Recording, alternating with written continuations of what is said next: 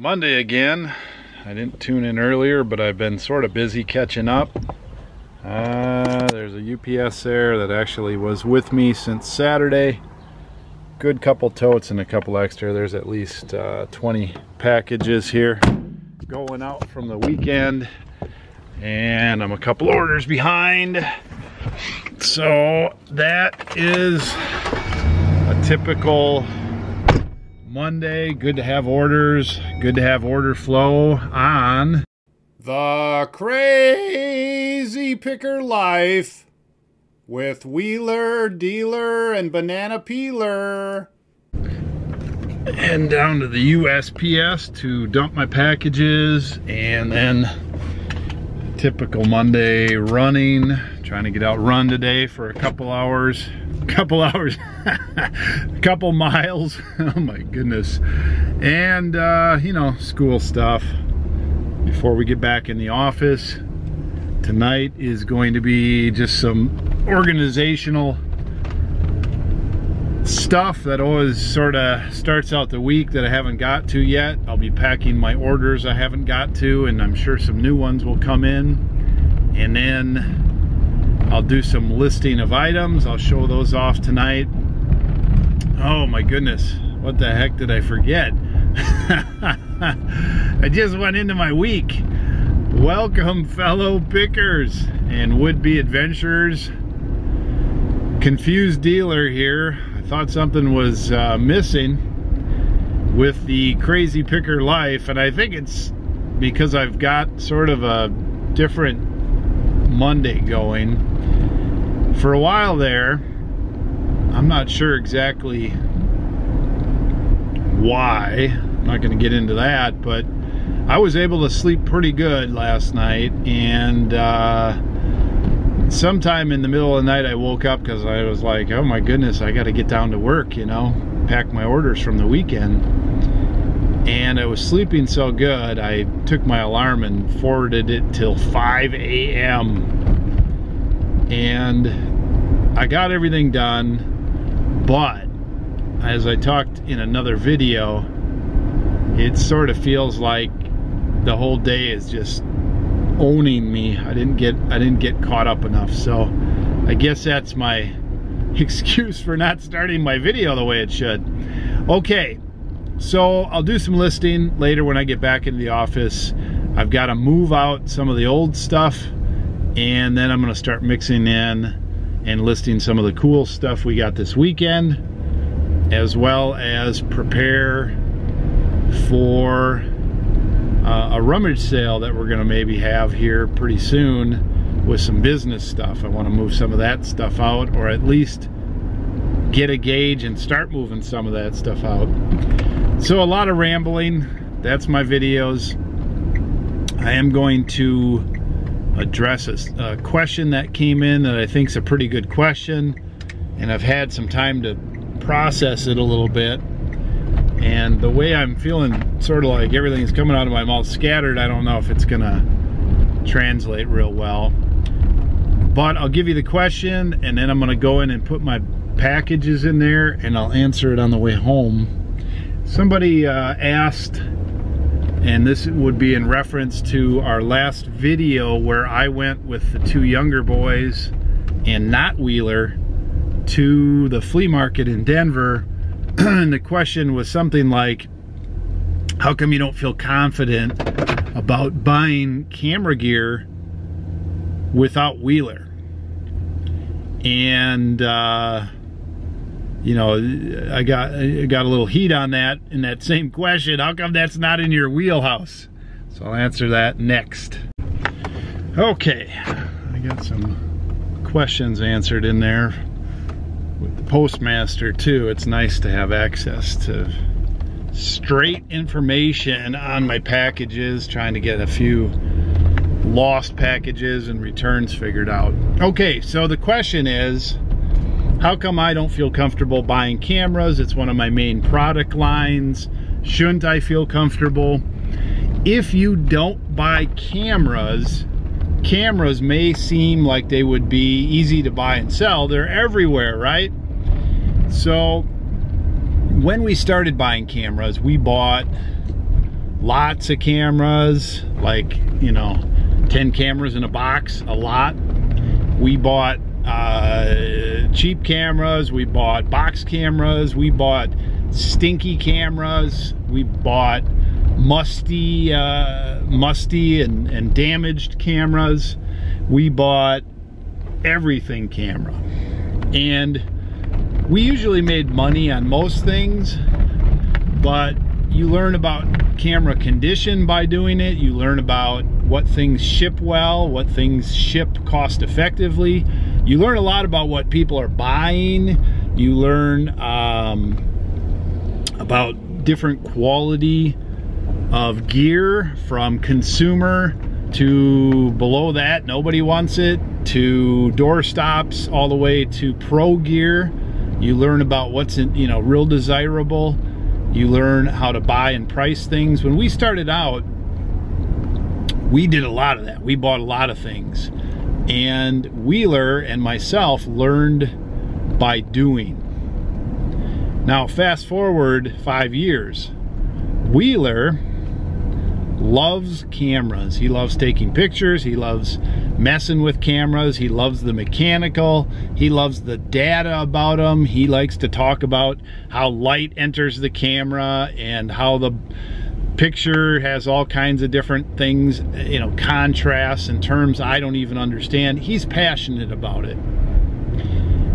Now, I am not passionate about cameras. Cameras to me are a way to put food on the table. I appreciate the differences and the complexities, but I'm a business guy, okay? So at one point in our business, I decided to let Wheeler run with cameras, and I had no idea where it was gonna go. I had no idea it was gonna be as big as it is today. And I'm fine with that, and I'm glad with that. It really worked out. But Wheeler has become a camera ninja. He can go in any situation with any kind of camera gear, or at least 99% of camera gear, and he can slice and dice and pick that stuff apart and test it and do the negotiations, etc., etc., etc. And so I have let him do that. I've let him do that. It's great practice when negotiating. He's passionate about the cameras. He knows his limits as far as what he should spend on things. He knows it all. He's good. He's you know, very, very practiced in his approach. I don't know, you know, how you would put him out of all camera buyers out there, but he's towards the top. I, on the other hand, am a ninja in the general idea of buying and selling. And there's a lot to know to run a business at 400 or 500 packages per month, every month, and do that profitably and do that well, etc. I also know certain other product categories, but I would say I'm a ninja at business, and I am a generalist as far as buying. And so when I look at cameras, I do not see the same thing that Wheeler does. Now, out of all camera buyers out there, where am I at? Well, I'm probably a B or a B plus, right? I can go out and I can look at cameras and I could buy them all, but the problem is I'm working with a ninja. So the pressure is if I bring stuff back, and I'm a perfectionist, okay? I'm a perfectionist. That's where Wheeler gets it from. He's got it in cameras. I've got it in running my business. I run my business like a tight ship. I don't make too many mistakes with the business. I, you know, have to give and take with the business, but I'm a ninja with the business, right? Self-proclaimed ninja. I know that's like patting yourself on the back. I don't mean to do that, but that's my specialty. whether it's cameras, watches, beer signs, general merchandise, you name it. I can recognize value when I'm picking, but the business is not all picking. I keep the whole thing together, you know. That's my thing. So going to the flea market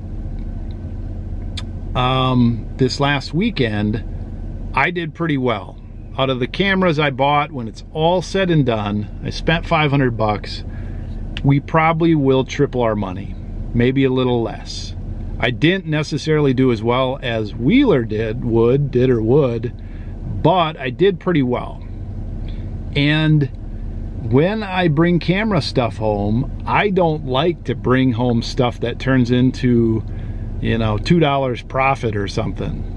I want to triple my money. Wheeler triples his money or better almost every time we go out. I mean, he just doesn't buy the wrong stuff. So that's the pressure that I put out in that video, that, hey, I hope I buy the right stuff. Now, the flea market, all the camera stuff I bought was not all the camera stuff that was there. I bought maybe 5% or less of the camera stuff that I looked at. Maybe 3%. There was a lot of camera stuff there. There were a lot of pitfalls. If we were 5 years ago, we would have bought a lot more, and we would have had to process a lot more camera stuff, and there would have been a lot less profit, a lot more waste, a lot more time spent on things we shouldn't be buying and listing. And so I don't want to go back to that. So that's the pressure I felt when I bought those things, especially that $300 setup, the Rolleiflex, which, by the way, we've got more information on. That's looking pretty good. That's looking like a tripler. We're gonna make some good money on that. So I did all right, even though I paid up.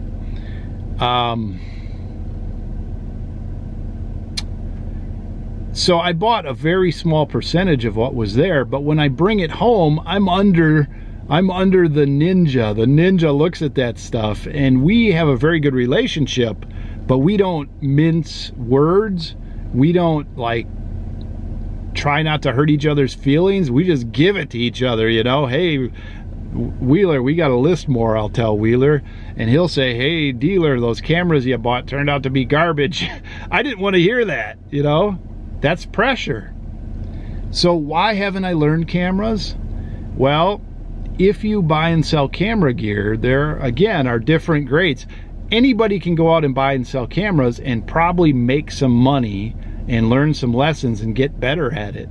But it is a huge field, and there is a huge difference between how we buy and sell camera gear now and how we did 5 years ago.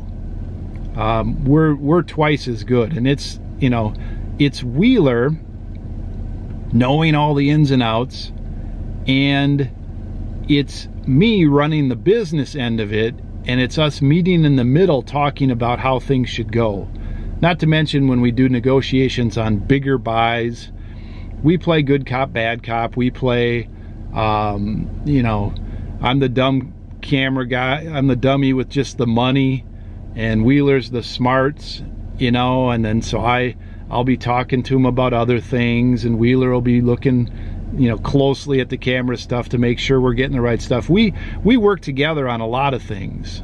Now, Wheeler is a camera ninja, but he still has a lot to learn about business and running a business.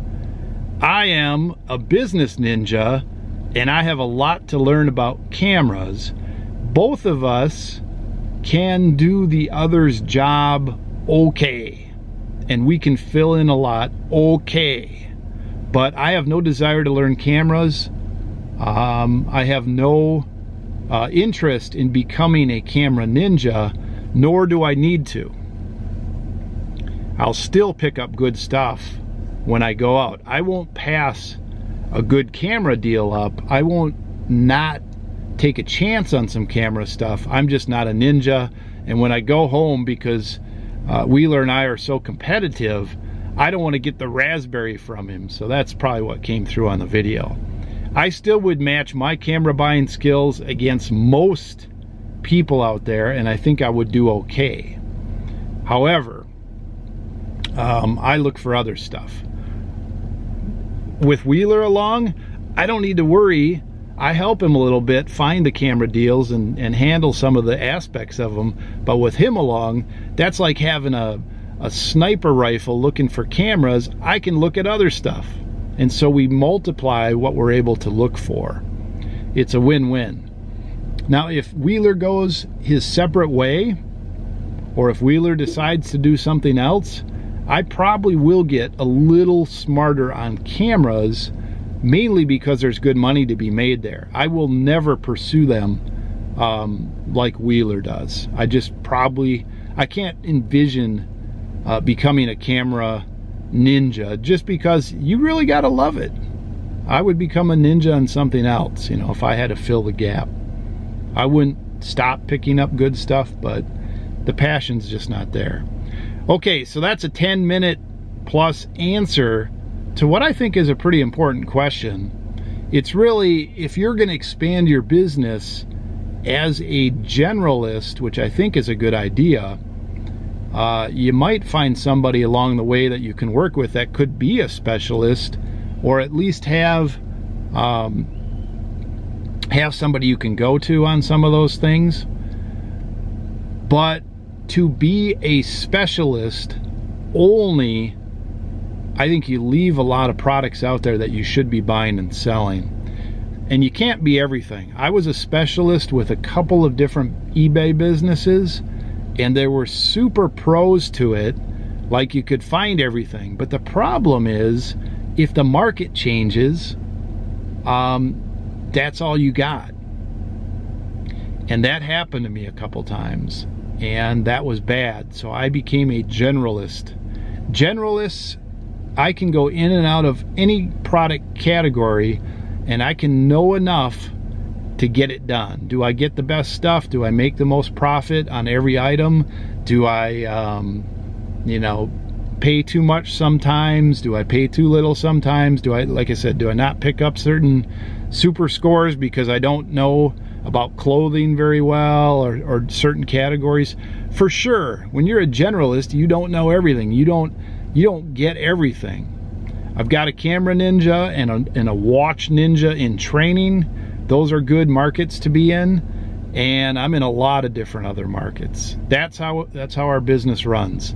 Hope that helps. Long-winded. Back in the shop, do some listing, show you some things a little later, which will be quick on this camera. Bonk.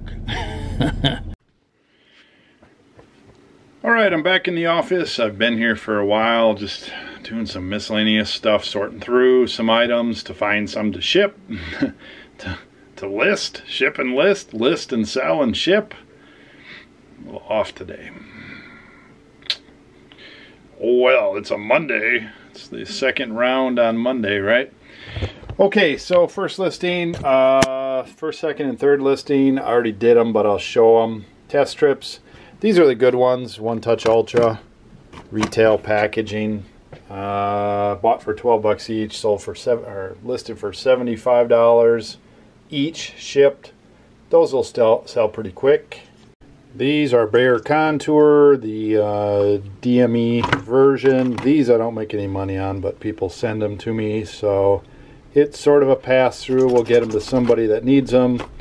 Paid $10 plus expenses on getting them to me, etc. I will sell for $19.99 shipped. And then there's this lot of 11 Contour Next 50 size. Again, not a lot of money here. I'll pay $55 and they'll sell for right around $100 shipped. So there's a little bit of money there. Good, bad, ugly. No. Good, bad, ugly. Listed.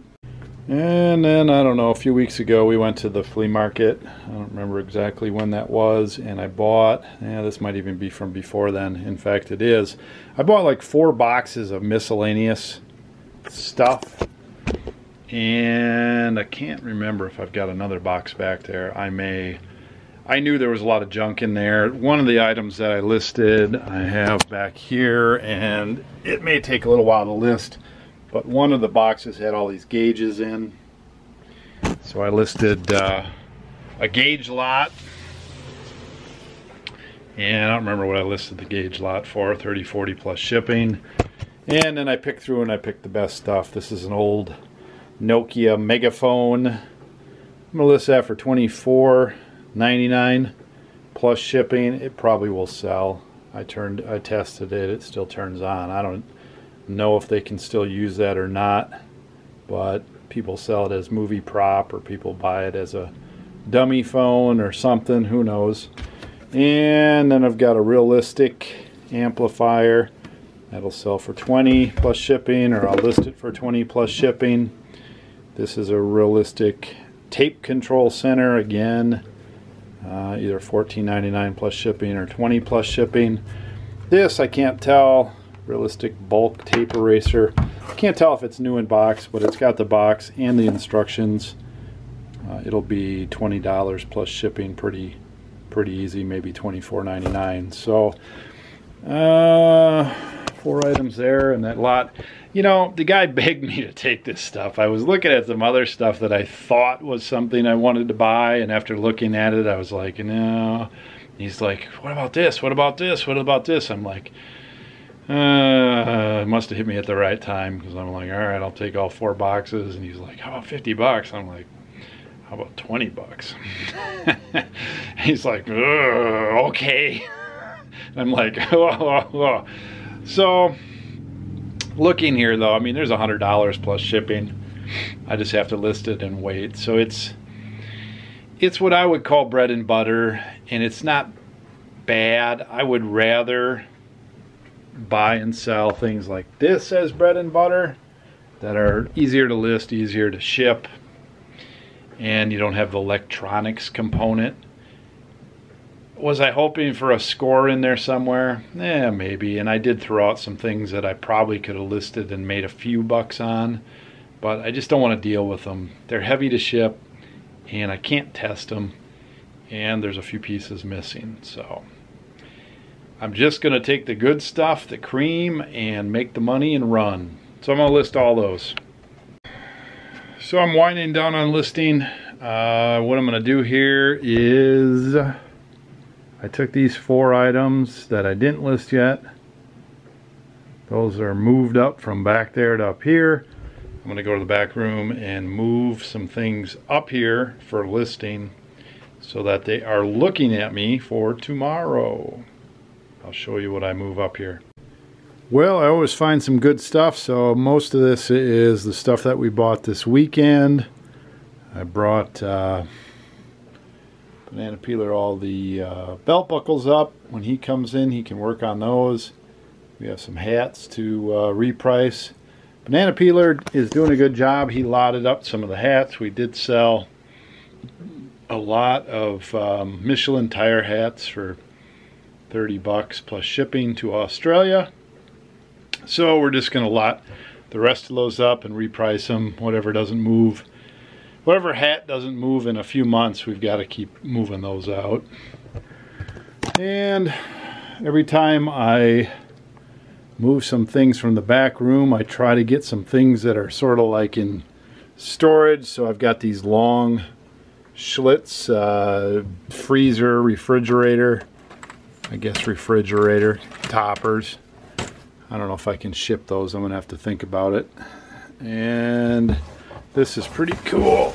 I'll probably show it more when I take it out and list it, but this is a topper for a fridge, 3-wide fridge. A Schlitz one that I was going to use if I ever found a fridge. New old stock from 1981, so that goes back a ways. And just some miscellaneous stuff I've got to sort through. Let's see what else we got going on. I've got 8 orders down that I'll work on after I get the video started to upload. Always have good order flow. I was going to take this out. I think this is this keyboard that came back. A couple of the keys in the middle didn't work. I was going to take a hammer to them on camera, but just not feeling up to it. Not feeling super ambitious, so I'll take that out and refund it if that's what that is. I got a bit of a Bit of a sneezer going here, stirring up some dust back here. So the project back here continues. A lot of stuff is heading that way, and may have a rummage sale in the next couple weeks out front of the store here, or in front of the shop. Try to get rid of some of these bigger items. Got to figure out what we're doing with things like the punching bag. I think Wheeler's going to get rid of that. Continuing to clear out stuff this way that's got to go out. Punching bag stand, and we never did use that very much. We did have it set up for a while. Sort of a, I don't know what the heck is a Bowflex. You know, I worked out a lot with free weights and some machines in my younger days. The Bowflex is great, except switching it around really is a pain to do different body parts. I just wasn't into it. I've already listed my stoplight thing, so I just have to move that somewhere else besides here. And then I'm going to spread out all these boxes and start using all the odd sizes that I purchased one time and didn't really use them and can't really tell what I have. I've got this big stack here, so make use of all those boxes before we move out of here. That's the plan, and as I work around back here, I keep finding things to sell, either at a rummage sale or there's plenty of stuff back here to still list online. I just have to keep taking some of it up front with each turn of inventory and list it. Like I've got these signs that are tucked back in here that are pretty big, but there's probably 2 or 3 out of the 6 there that will sell pretty quickly once I list them. They're just big to ship, which really doesn't scare me away. I just have tucked those away. So that's about it. Keep moving stuff out of here. We got at least a couple weeks until we go picking again, so that should give me a chance to get what I loaded up there listed and some more back here. Keep things moving out, keep things going. Well, kind of a weird vlog today, if there ever is a normal vlog. I had that question answer thing. I just answered that question, showed you a little bit of what was going on today. Lots of packing orders, lots of mishmash. Sort of a recovery day from being gone this weekend. A lot of times that's how it is, but along the way I listed I don't know, 7 items for $500-ish. Packed a bunch of orders, sold a bunch of things. Typical day, right? Thanks for watching. I'm behind on the comments. I don't know what to say about that. I've got to keep the main things going, so we'll have a question and answer show here sometime, and if I haven't got back to certain questions, you can ask them again, or if I get a slow moment or a down moment, I'll go back through and list answers or answer some of those questions. I appreciate all the comments and support. Thanks for watching.